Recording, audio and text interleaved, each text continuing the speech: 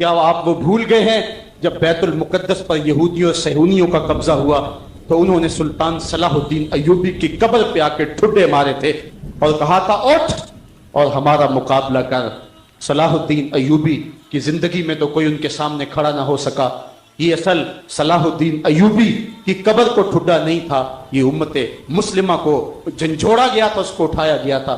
لیکن ہم نے کہا میاں ہم اتنے سو گئے ہیں، ہم تو سورہ اسرافیل سے ہی جاگیں گے، اس سے قبل تو ہم بیدار نہیں ہوگے۔ آئیے اب سلطان صلاح الدین ایوبی کی کہانی بھی سنتے ہیں۔ یہ اسلام کا مجاہد اعظم، یہ حلال اور صلیب کی جنگوں کا ہیرو، اور جس پہ امت اسلامیہ کو آج بھی ناز ہے، اور آج صدیاں گزرنے کے بعد یہ سینوں میں دل کی طرح دھڑکتا ہے۔ سلطان ایوبی کا نام آج بھی دلوں پہ نقش ہے، اور اس کا نام سن کے مردہ جانوں کے اندر بھی زندگی کی حرارت پیدا ہو جاتی ہے۔ اس کے زمانے میں ریجینالڈ بدبخت ایک انگلستان کے شہزادے نے حاجیوں کے قافلے کو روک لیا اور ان کا سامان لوٹ لیا۔ انہوں نے کہا ہم حج پہ جا رہے ہیں، تو نے ہمارا سامان لوٹ لیا، ہمیں جانے دے۔ تو اس نے دریدہ دہنی کرتے ہوئے کہا بلاؤ اپنے نبی محمد کو جو تمہاری جان چھڑائے۔ بس سلطان صلاح الدین ایوبی تک یہ بات پہنچی تو میں نے تاریخ میں پڑھا کہ وہ دانت پیستا تھا، اس کی آنکھوں میں خون اتر آیا، اور اس میں کھڑے کھڑے قسم کھائی کہ جب تک اس ظالم کو کیفر کردار تک نہیں پہنچاؤں گا چین کی نیند نہیں سوؤں گا۔ پھر پونے دو سال کا عرصہ آپ سلطان صلاح الدین ایوبی کی زندگی دیکھ کے جنگی مہموں کو ترتیب دیتا رہا، دن رات اس نے ایک کر دی، نیند قریب نہ آنے دی۔ جب نیند بہت زیادہ تنگ کر دی تو پھر وہ خیمے کی چوب کے ساتھ ٹیک لگا کے کھڑے ہو کر کے اپنی آنکھوں کی آگ بجھا لیتا، اور پونے دو سال کا عرصہ اس نے چارپائی پہ لیٹ کے نہیں دیکھا۔ پھر وہ لمحے آئے کہ اللہ نے اس کی مراد پوری کی۔ انگلستان کے شہزادے لائن میں کھڑے تھے، اس نے شاہ گاما کو اپنی کرسی دی اور ساتھ کہا ہم جس کو کرسی دیتے اسے امان دیتے ہیں۔ پھر اس نے اس کے جو نائٹس تھے ان کو آپ خورے دیے، ان میں پانی دیا، کہا جس کو ہم پانی دیتے ہیں اس کو امان دیتے ہیں۔ پھر جب ریجینالڈ کی باری آئی تو بادشاہ کی رگیں پھول گئیں غصے سے، اس نے تلوار نیام سے باہر نکالی اور اس کی چھاتی پہ چڑھ کے اس کی گردن پہ تلوار رکھ کے اس کے ٹکڑے کرتے ہوئے کہا او کتے، تم نے کہا تھا بلاؤ اپنے نبی محمد کو، محمد عربی نے اپنا نوکر بھیج دیا ہے۔ اور اس طرح اس ریجینالڈ کتے کے دو ٹکڑے کر کے رکھ دیے۔ یہ ہماری تاریخ ہے، یہ اور روشن تاریخ ہے۔ ہمارے اسلاف، ہمارے بزرگ، اس دور کے شہنشاہ، اس دور کے بادشاہ اتنی جرأت اور اتنی عظیمت رکھا کرتے تھے، اور آج ہماری کمزوریاں نے دشمنوں کو دلیر کر دیے۔ کبھی ایسا بھی اندھیر آیا تھا کہ سر عام یوں توہین اور تنقیص ہوتی ہو پیغمبر حسن اور پیغمبر جمال کی، اور پھر 1 ارب 40 کروڑ انسان دنیا کے اوپر بستے ہوں۔ یہ بھی زمانے نے دن دیکھنے تھے تو امت مسلمہ کی موت واقعہ ہو جائے اگر حضور علیہ السلام کی توہین باقی رہتی ہے۔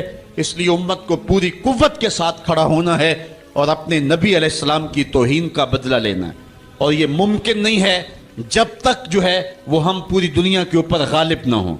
اللہ تعالیٰ امت کو وہ دن نصیب فرمائے کہ امت کا غلبہ اللہ تعالیٰ نصیب فرمائے۔ اس وقت ہمارا المیہ یہ ہے کہ ہمارے پاس عالم لیڈر کوئی نہیں ہے، عوام کے جذبے یقیناً دیکھنے کے۔ سیریا کے بچوں کو میں نے دیکھا کہ وہ چھوٹے چھوٹے بچے، انہوں نے ہاتھوں میں کتبہ پکڑا ہوا ہے، اور میں اس منظر کو دیکھ کر کے کتنی دیر تک سکتے میں رہا۔ اس کے اوپر لکھا ہوا تھا اقتلونا ولا تسبوا لنبینا، ہمارے ٹکڑے کر دو لیکن ہمارے نبی کو گالی نہ دو۔ ان بچوں کے درد کی کہانی کلیجے چیر رہی تھی۔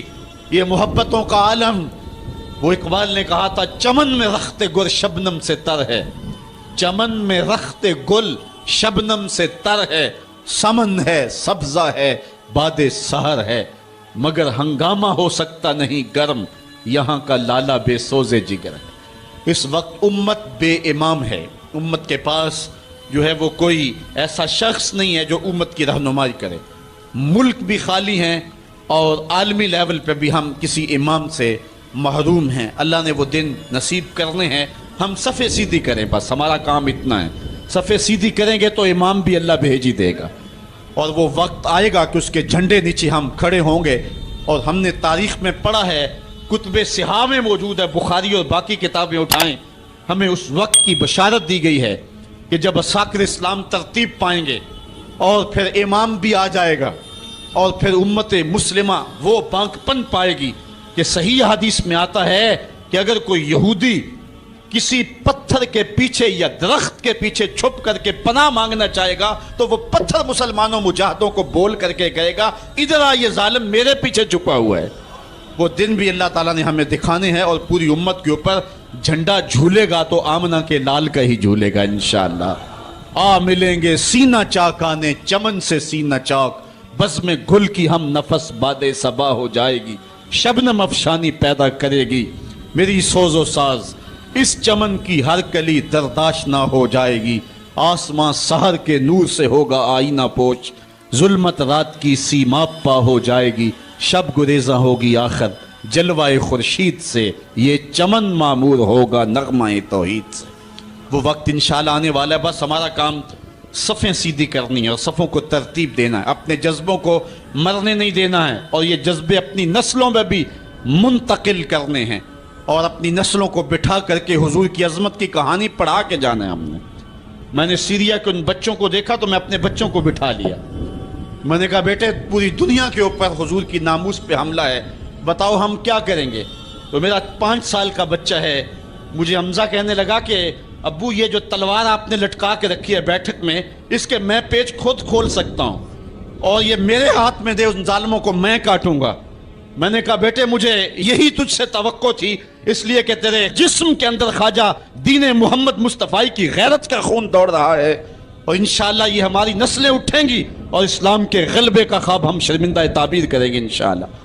تو اپنے بچوں کو بٹھائیں اور ان کو بتائیں اور ان کو حب رسول کے جام پلائیں, ان کے اندر محبت رسول انڈھیل دیں اور ان کے سینے کے اندر یہ حرارت پیدا کر دیں اور وہ امت کے لیے اور نام محمد کے لیے ہر قربانی دینے کے لیے آمادہ ہو جائیں. انشاءاللہ وہ وقت دور نہیں ہے جب پوری دنیا کے اوپر اسلام کا جھنڈا جھولتا ہوا نظر آئے گا.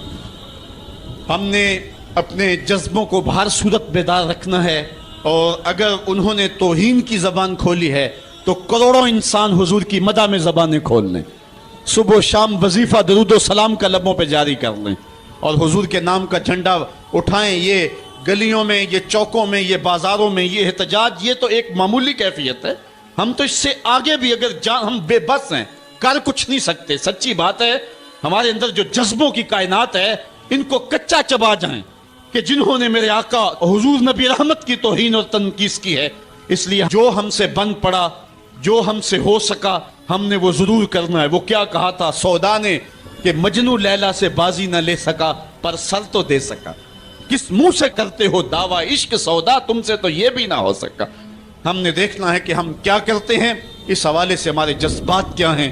مجھے یاد آئی آج ہمارا سارا دن آج ہمارا کی کہانیاں میرے ذہن میں گردش کرتی رہی. ہمارا غزوہ احد کی نامور مجاہدہ ہیں کہ جب بھگدڑ مچی اور کچھ تو خون ہونے لگا اور عجیب کیفیت بن گئی تو اس وقت حضرت ہمارا خاتون ہیں جو اس جنگ میں ساتھ آئی تھی. کس کام کے لیے آئی تھی کہ کوئی زخمیوں کی مرہم پٹی کروں گی, لیکن جب دیکھا کہ حضور تنہا ہیں اور تیروں کی برسات ہو رہی ہے, ہمارا تلوار لے کے میدان میں آ گئی اور حضور نبی رحمت نے فرمایا کہ میں جدھر دیکھتا تھا مجھے ہمارا ہی نظر آتی تھی. اگر ادھر سے حملہ ہوتا آگے ہمارا کھڑی ہوتی, اگر ادھر سے حملہ ہوتا تو ہمارا کھڑی ہوتی. میں کہتا ہمارا تیرے نام پہ میری نسلیں قربان, جس نے محمد عربی کی آبرو کا پہرا دیا. اللہ اکبر.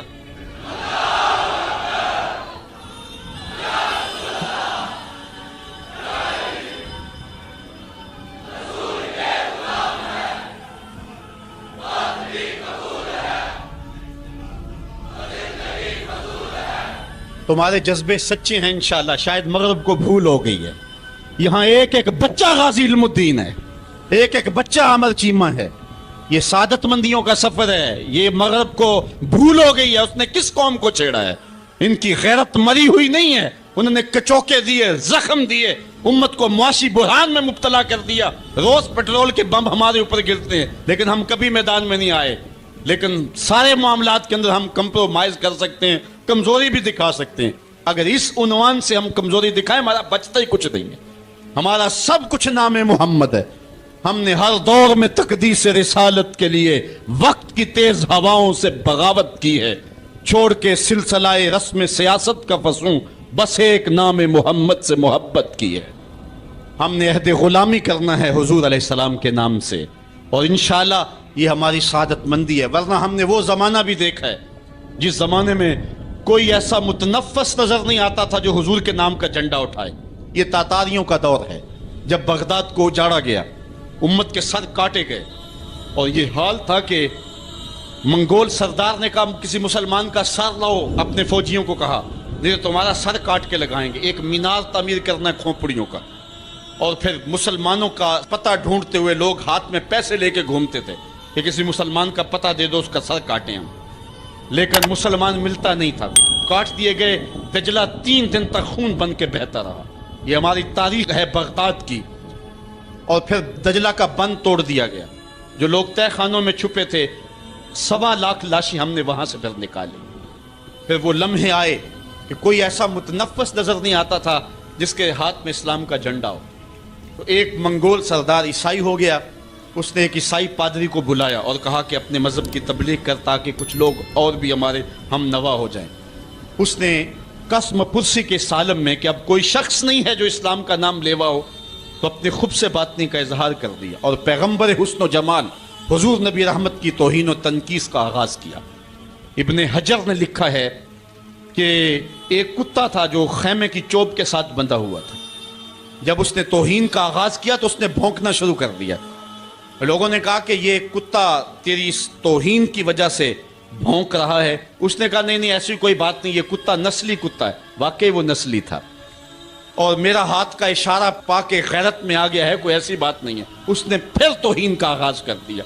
تو ابن حجر نے لکھا ہے کہ اس کتے نے زنجیر تڑوا کر کے اس پادری کے گلے میں جا کے دانت گاڑ دیے اور چھوڑا تب جب اس کو واصل جہنم کر دیا۔ اس منظر کو دیکھ کے 70,000 اس فوج کے سپاہی اسلام کے دامن میں آ گئے۔ اقبال نے اسی موقع پہ کہا تھا تو نہ مٹ جائے گا ایران کے مٹ جانے سے، نشائے میں کو غرض نہیں پیمانے سے، ہے ایاں یورش تاتار کے افسانے سے، پاسباں کعبے کو مل گئے صنم خانے سے۔ اللہ اپنے نبی کی آبرو کی یوں بھی حفاظت کرنا جانتا ہے۔ کون جانتا تھا کہ عامر چیمہ یہ کام سر انجام دے گا؟ وہ تو ٹیکسٹائل کی ڈگری لینے گیا تھا، لیکن غلامی رسول کی سند لے کے پلٹا۔ میں نے غازی کے جنازے میں شرکت کی ہے، آپ نیٹ پہ جائیں اور وہاں اس کے جنازے کی تصویر دیکھیں، یا کہیں تصویر آپ کو میسر ہو۔ جنازہ لوگوں کی انگلیوں پہ ہے، بھاری تابوت اور اس کے اندر اس کا جسد اطہر، لیکن ہاتھوں پہ نہیں ہے، آپ کو انگلیوں کے پوروں پہ نظر آئے گا۔ اور ایسے مناظر بھی دیکھنے والوں نے دیکھے کہ رش کی وجہ سے لوگ نیچے سے ہٹ بھی جاتے اور وہ پھر بھی ہواؤں میں تیرتا رہتا۔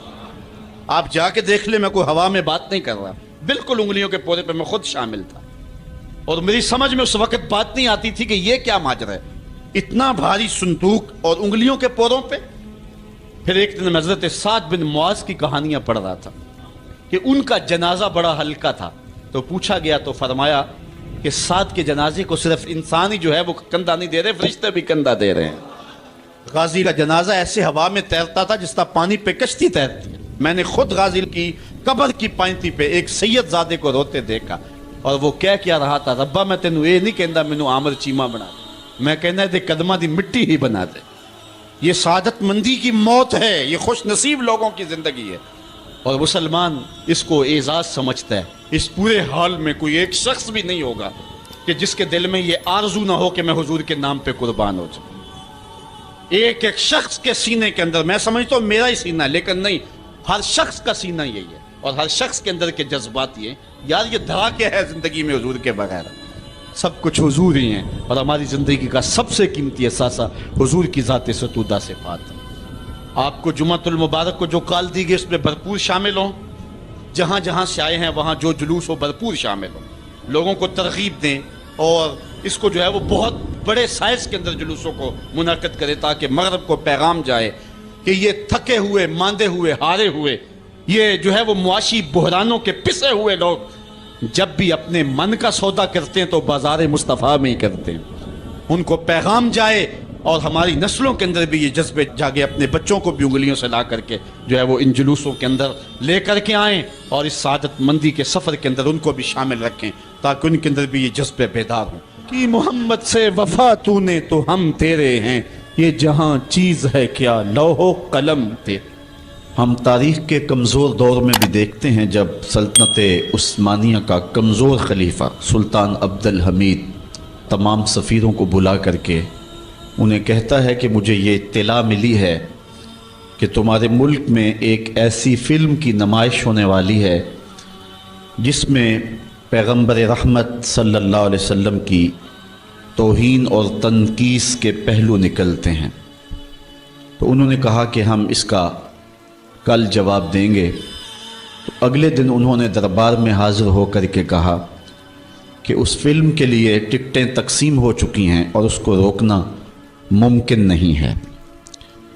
تو سلطان عبد الحمید اپنے ہاتھ میں تلوار پکڑتا ہے اور پھر اپنی کرسی سے اٹھ کے کھڑا ہو جاتا ہے، کہتا ہے تم کر کے دیکھو، یہ تلوار پھر تمہارا فیصلہ کرے گی۔ اور پھر وہ فلم ریلیز نہیں ہو سکی تھی۔ یہ میں آپ کو اسلام کے طاقتور دور کی کہانی نہیں سنا رہا، سلطنت عثمانیہ کا کمزور ترین خلیفہ یہ سلطان عبد الحمید کی کہانی ہے۔ یہ ہمارے دور زوال کی کہانی ہے اور ان میں یہ ہمت نہ ہو سکی، اور جو ہمارا ماضی ہے وہ تو اس حوالے سے اتنا شاندار ہے۔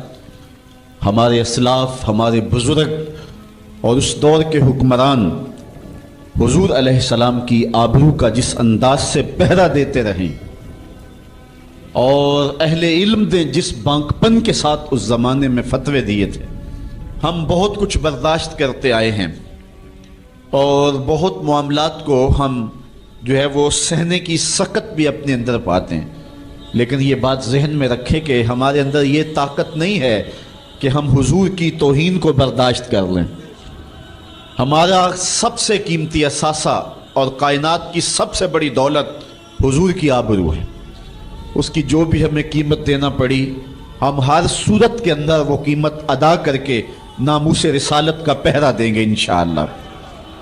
اور دنیا نے دیکھ لیا ہے ہم اتنے کمزور نہیں ہیں، شاید انہوں نے حکمرانوں کے چہروں سے عوام کے چہروں کو دیکھنے کی کوشش کی تھی، لیکن ایسا نہیں ہے۔ جن کے مفادات مغرب سے وابستہ ہیں اور جن کے پیسے مغرب کے بینکوں میں ہیں اور جن کی عیاشیوں پر مشتمل ویڈیو ان کے پاس موجود ہیں، وہ تو بزدل کوئی بات کرنے کی ہمت نہیں رکھتے، اور جنہوں نے اپنی زندگی کا سودا ہی بازار محمد میں کیا ہے تو پھر انہیں کوئی ڈر اور کوئی باک اور کوئی خوف نہیں ہے، اور وہ حضور کے نام پہ سب کچھ لٹانے کے لیے ہمیشہ آمادہ رہتے ہیں۔ کوئی ان کے ساتھ چلے یا نہ چلے۔ لاہور کے اندر پرسوں درس قرآن کے بعد میں ایک دوسری جگہ درس قرآن پہ جا رہا تھا، تو میں نے ایک تنگ گلی میں دیکھا کہ ایک بوڑھا شخص تھا جس کی عمر کوئی 80 سال کے قریب ہوگی۔ اس کا حلیہ بھی نہیں بتا رہا تھا کہ وہ کوئی مذہبی شخص ہے، اس کی وضاحت بھی ایسی تھی اور اس کا لباس بھی کچھ ایسا تھا، لیکن اپنے 10 یا 12 سال کے پوتے کو اس نے بٹھایا تھا موٹر سائیکل پہ اور پیچھے خود بیٹھا ہوا تھا اور ہاتھ میں پلے کارڈ اٹھایا ہوا تھا، اس اوپر لکھا تھا کالی کملی والے تم پہ لاکھوں سلام۔ اور وہ گلیوں میں گھومتا تھا اور اس کی آنکھوں میں جو آنسو اور چمک تھی وہ بتا رہی تھی اور مغرب کو پیغام دے رہی تھی کہ ہم گناہگار ضرور ہو سکتے ہیں، محمد عربی کی چوکھٹ کے غدار نہیں ہو سکتے ہیں۔ ہمارا سب سے قیمتی اثاثہ حضور علیہ السلام کی آبرو پہ قربانی دینا ہے، اور یہ ہماری زندگی کی سعادت مندی ہے۔ امام مالک نے کہا تھا کہ 2 ہی چیزیں ہیں دنیا کے اوپر، یا عاشقان رسول زندہ رہیں یا گستاخان رسول زندہ رہیں، دونوں ایک ساتھ زندہ نہیں رہ سکتے ہیں۔ اور اب وہ وقت آ گیا ہے کہ ہم پوری قوت کے ساتھ کھڑے ہو کر کے اس بات کا اعلان کریں اور پوری امت سیسا پلائی ہوئی دیوار بن جائے، اور امت کا ایک ایک بچہ غازی علم الدین شہید بن جائے، غازی عامر چیمہ بن جائے، مغرب کی وادیاں بھی گونج اٹھے اور مشرق کے دیواروں در بھی گونج اٹھے، اور جدھر ہی کان لگائیں میرے محمد عربی کے قصیدے ہی سنائی دیں۔ کائنات کا ایک ایک گوشہ حضور کے نام پہ قربان کرنے کا ہم عزم کریں، اور پھر اس کی جو بھی قیمت ادا کرنی پڑے ہمارے لیے جو ہے وہ بالکل ادنا قیمت ہے۔ میرے امام نے کہا تھا، آج بھی بریلی کی گلیوں سے صدا آتی ہے، کروں تیرے نام پہ جاں فدا، نہ ایک جاں دو جہاں فدا، دو جہاں سے بھی نہیں جی بھرا، کیا کروں کروڑوں جہاں نہیں۔ کہتے ہیں حضور میں آپ کے نام پہ جان وار دوں، پھر کہا ایک جان کیا میں سارا جہان وار دوں، اور پھر کہتے ہیں حضور دو جہان وار کر کے بھی دل نہیں بھرا ہے، آپ کی چوکھٹ اتنی اونچی ہے، کروڑوں جہان بھی ہوتے تو آپ کے نام پہ نچھاور کر دیے جاتے۔ تو حضور علیہ السلام کی آبرو، حضور علیہ السلام کی عزت اور حضور کی ناموس کا پہرا، یہ اہل ایمان کی زندگی ہے، اور ان کی زندگی کا ترہ ہے، اور ان کی زندگی کا شیوہ اور دستور ہے۔ کتاب رحمت کا مضمون دیکھیے، آج آپ کو کئی لوگ بزدلی کی تبلیغ کرتے دکھائی دیں گے، مختلف چینلوں پہ بیٹھے ہوئے کمزور باتیں کرنے والے بھی آپ کو دکھائی دیں گے، کسی کی بات پہ کان نہ دھریں۔ آئیے دیکھیے قرآن کیا کہتا ہے، ان الذین یؤذون اللہ ورسولہ لعنہم اللہ فی الدنیا والآخرہ، وہ لوگ جو اللہ اس کے رسول کو اذیت دیتے ہیں ان پر دنیا میں بھی لعنت ہے اور آخرت میں بھی لعنت، وَأَعَدَّ لَهُمْ عَذَابًا مُهِينًا، اللہ تعالیٰ فرماتا ہے ان کے لیے اللہ نے دردناک رسوا کر دینے والا عذاب تیار کر رکھا ہے۔ اور آگے چل کے یہی سورہ احزاب میں فرمایا ملعونین، وہ لوگ لعنتی ہیں، یہ قرآن ہے، ملعونین، اللہ کہہ رہا ہے یہ بدبخت لوگ پھٹکارے ہوئے ہیں، اینما سوکفوا اخذوا وقتلوا تقتیلا، جہاں بھی پکڑے جائیں ان کو گن گن کے قتل کر دو۔ ابن خطل نامی ایک بدبخت تھا جو حضور کی توہین کیا کرتا تھا۔ آقا کریم علیہ السلام جب مکے سے ہجرت کر کے مدینہ تشریف لائے، مدینے سے پھر دوبارہ مکے میں جب حضور جلوہ فراز ہوئے اور فتح مکہ کا روشن واقعہ ہمارے سامنے ہے، تاریخ آپ پڑھیں، اس وقت حضور علیہ السلام نے حکم دے دیا تھا کہ جو معافی مانگے اسے معاف کر دو، جو دروازے بند کر لے اسے معاف کر دو، جو امن مانگے اسے امان دے دو، جو ہتھیار پھینک دے اسے امن دے دو، جو معذرت کرے اس کی معذرت قبول کر لو۔ لیکن کچھ بدبخت گستاخان رسول کے بارے میں فرمایا یہ جہاں بھی ملے ان کے ٹکڑے کر دو۔ ان میں سے ایک بدبخت ابن خطل تھا، اس کی دو لونڈیاں تھیں، یہ دونوں گا گا کے تنقیس کرتی تھی حضور کی، اور یہ شعر لکھتا تھا۔ ابن خطل جب حضور علیہ السلام کے لشکر کو مکے میں آتا ہوا دیکھتا ہے تو اپنی جان بچانے کے لیے کعبے کے پردے کے اندر چھپ گیا۔ اہل ایمان جب طواف کر رہے تھے تو کعبے کے پردے کے اندر چھپی ہوئی کوئی چیز دیکھی، انہوں نے ٹٹولا دیکھا تو ابن خطل تھا، پناہ تو اس نے کعبۃ اللہ کی دیوار اور پردے کے درمیان لی، لیکن حضور نے تو کہا تھا جو ابو سفیان کے گھر میں چلا جائے اسے بھی امن دے دو۔ حرم تو امن کا مرکز ہے ہی ہے، جو ابو سفیان کے گھر چلا جائے اسے بھی امن دے دو۔ اور یہ کعبہ کی دیوار کے ساتھ چمٹا ہوا تھا اور کعبے کے پردے کے اندر چھپا ہوا تھا۔ صحابہ نے عرض کی حضور ابن خطل یہاں چھپا ہوا ہے، فرمایا اس کو یہیں سے نکال کے قتل کر دو۔ چاہے زمزم اور مقام ابراہیم کے درمیان جو جگہ ہے یہاں ابن خطل کو قتل کر دیا گیا، اس ناپاک کے گندے خون سے حرم کی زمین کو پاک رکھا جاتا اور اس کو حرم سے باہر نکال کر کے قتل کر دیا جاتا۔ یہی قتل کرنے کا حکم دیا، کیوں؟ زمانے کو بتلانا مقصود تھا کہ حضور کا گستاخ چند سانسیں بھی زندہ رہنے کا حق نہیں رکھتا ہے، اس کو وہیں قتل کر دو۔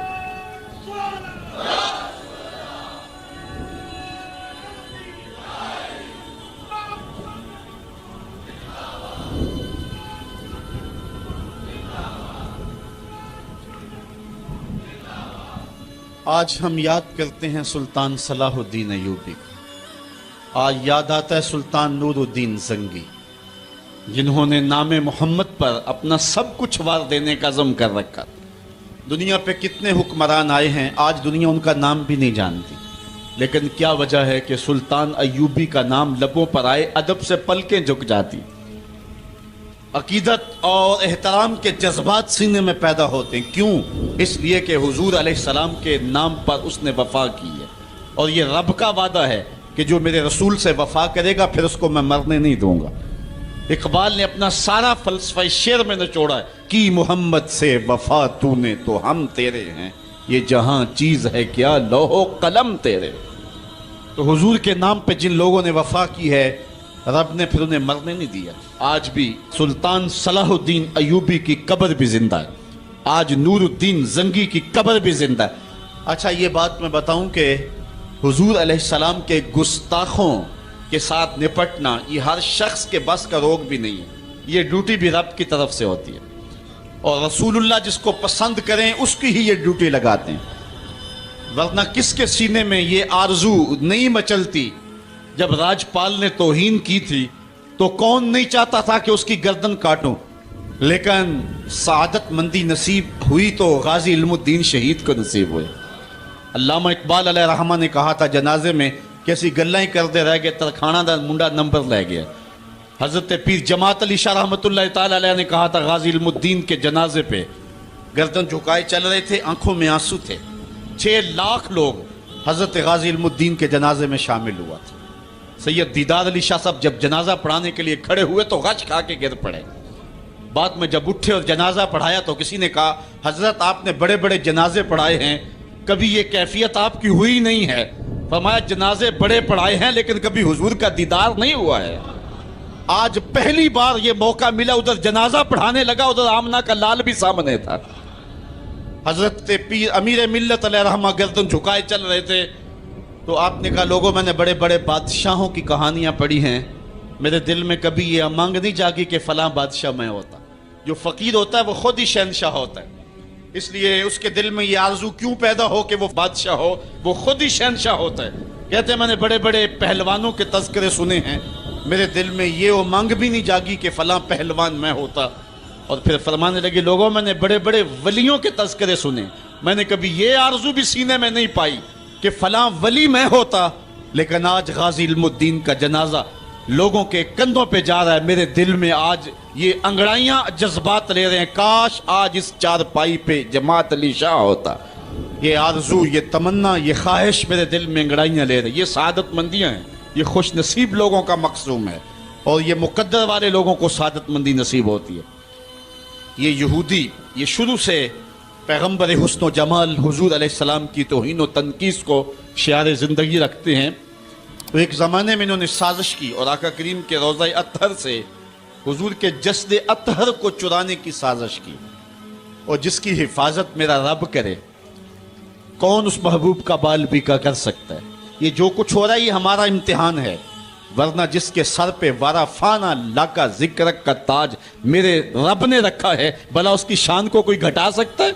جدا ذکر خدا بلند کرے کیڑا جمعہ اس نو بند کرے، اس ذکر دا حافظ آپ خدا پڑھو لا الہ. خود اللہ حفاظت کرنے والا ہے ذکر کی. یہ تاج رب نے محبوب کے سر پہ رکھا ہوا ہے، اس لیے چاند کی طرف منہ کر کے تھوکنے سے چاند کی نوری کرنوں کو میلا نہیں کیا جا سکتا. تھوکنے والے کا اپنا منہ گندا ہوگا، لیکن چاند کل بھی روشن تھا، چاند آج بھی روشن رہے گا. مدینے والے چاند کی عظمتوں کو کوئی گہنا سکتا ہی نہیں ہے، کیونکہ جس کے سر پہ وارا فانا لکا ذکر کی چادر میرے رب نے تان دی ہے، اس کی عظمتوں کو کوئی گھٹا سکتا ہی نہیں ہے. یہ امتحان ہمارا ہے، یہ آزمائش ہماری ہے. اللہ اکبر. تو میں نے کہا کہ یہ سعادت مند لوگوں کا مقصوم ہوتا ہے. تو اس زمانے میں کچھ بد نصیب یہودیوں نے یہ سازش کی کہ حضور کے جسد اطہر کو روضہ انور سے نکال لیا جائے، اور پھر باقاعدہ انہوں نے 2 اشخاص کو وظائف پڑھا کر کے، داڑیاں رکھوا کر کے، جبہ و دستار پہنا کر کے مدینے میں بھیجا، صوفیاء کے، نیکوکاروں کے، علماء کے، زاہدین کے روپ میں. اور انہوں نے وہاں ایک جگہ کرائے پہ لے لی اور اپنی کارروائی کا آغاز کر دیا. وہ اپنے کمرے کے اندر سرنگ کھودتے اور روزانہ مٹی نکالتے، اور رات کے اندھیرے میں بقی کے قبرستان میں قبروں کے اوپر مٹی ڈال کے آ جاتے، اور سارا دن تسبیح لیے اللہ اللہ کرتے رہتے. لوگ کہتے کہ یہ تو بڑے صالح لوگ ہیں، اور پھر لوگوں کو خیرات بھی کرتے. لیکن کارروائیاں اور انداز یہ تھا، لباس خضر میں رہزنی کر رہے تھے، اور یہ ڈاکو اور یہ راہزن لٹیرے ایک بہت خطرناک مہم پہ آئے ہوئے تھے۔ جب وہ بالکل قریب پہنچ گئے، اور ایک روایت میں آتا ہے کہ حضرت عمر کے پاؤں کا انگوٹھا بھی ننگا ہو گیا، حضور علیہ السلام سلطان نور الدین زنگی کو خواب میں ملے اور ان کی شکلیں دکھائی کہ یہ دو موذی مجھ کو تکلیف دے رہے ہیں۔ تو سلطان فوراً اٹھا اور کہا مدینے میں کوئی غیر معمولی واقعہ ظہور پذیر ہوا ہے، اور اس نے جلدی سے کچھ سواروں کو اپنے ساتھ لیا اور کچھ خزانہ ساتھ لیا، اور فوجوں کو حکم دیا کہ وہ تیار ہو کر کے جلدی میرے پیچھے آئیں۔ مدینے میں پہنچ کر کے اس نے دعوت عام کر دی اور لوگوں کو کہا کہ آؤ میرے دسترخوان نعمت سے کھاؤ، اور لوگوں کو خیرات کرنے لگا۔ سارا مدینہ اس کے پاس آیا، لیکن جو شکلیں اس نے دیکھی تھی اس کو وہ نظر نہ آئیں۔ وہ بار بار پوچھتا تھا کوئی رہ تو نہیں گیا؟ لوگوں نے کہا کہ نہیں، سارے جو ہیں وہ آپ سے خیرات لے گئے ہیں۔ ہاں، دو شخص ایسے ہیں کہ جو بہت بڑے سخی ہیں، ان کو تو ضرورت ہی نہیں آپ کی دہلیز پہ آنے کی۔ بادشاہ نے کہا مجھے دکھاؤ وہ کون ہے۔ بادشاہ کو شک گزرا یہ وہی تھے۔ جب سامنے آئے تو بادشاہ نے فوراً پہچان لیا، کہا کہ میں تمہارے ڈیرے پہ جہاں تم رہتے ہو وہاں جانا چاہتا ہوں۔ بادشاہ تفتیش کرنا چاہتا تھا، جب دیکھا تو تسبیحیں لٹکی ہیں، مصلے بچھے ہوئے ہیں، قالین بچھے ہوئے ہیں۔ تو بادشاہ مصلہ اٹھایا، قالین اٹھایا تو نیچے پھٹا تھا، جب پھٹا اٹھایا تو نیچے سرنگ تھی۔ پھر بادشاہ نے ان کو جانوروں کے پیچھے بندھوا کر کے چروا دیا، اور میں نے تاریخ میں پڑھا سلطان نور الدین زنگی مدینے کی گلیوں میں پھر اس کے بعد روتا پھرتا تھا، اور اس کی آنکھوں میں آنسو تھے، اور کہتا تھا یا رسول اللہ تمہاری مہربانی کہ یہ ڈیوٹی میرے ذمہ لگائی ہے، ورنہ کائنات بھری پڑی تھی، یہ سعادت مندی میرا مقدر کہ اس نوکری کے لیے مجھے منتخب کیا ہے۔ اور پھر اس نے روضہ رسول کے ارد گرد جو ہے جہاں تک پانی آتا ہے وہاں تک جو ہے اس نے جو ہے زمین کھدوائی اور سیسا پگھلا کے اس کے اندر ڈال دیا کہ دوبارہ قیامت تک کوئی موذی اس کی جرأت نہ کر سکے۔ تو روضہ رسول کے ارد گرد وہ سیسا پلائی ہوئی دیوار ہے جس کو کھودا نہیں جا سکتا۔ یہ سلطان نور الدین زنگی کی زندگی کا یہ انوکھا باب ہے۔